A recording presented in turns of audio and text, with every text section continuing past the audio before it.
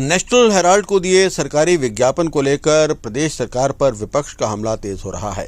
धर्मशाला से कांग्रेस विधायक सुधीर शर्मा ने मुख्यमंत्री सुक्खू की टिप्पणी को निंदनीय बताते हुए कहा है कि जो अखबार प्रदेश में कहीं दिखाई ही नहीं देता उस पर सरकारी खर्च क्यों किया जा रहा है।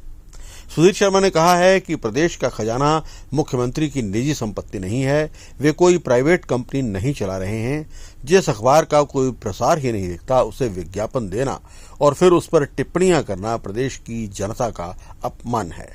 उन्होंने सरकार पर वित्तीय कुप्रबंधन के आरोप लगाते हुए कहा कि प्रदेश में आर्थिक हालात लगातार खराब हो रहे हैं, कहीं का पैसा कहीं लगाया जा रहा है और आम लोग परेशान हैं। अब प्रदेश का पैसा एक ऐसे अखबार को दे देना जो प्रदेश में आता ही नहीं, छपता भी नहीं है, पढ़ता कोई नहीं है। करोड़ों रुपया जो है वो आपने एक ऐसे अखबार को दे दिया, वो नेशनल हेराल्ड ही नहीं है, उसमें जो है वो नवजीवन भी एक न्यूज़पेपर है और ऐसे ही और उसके आगे एक उर्दू का भी अखबार है।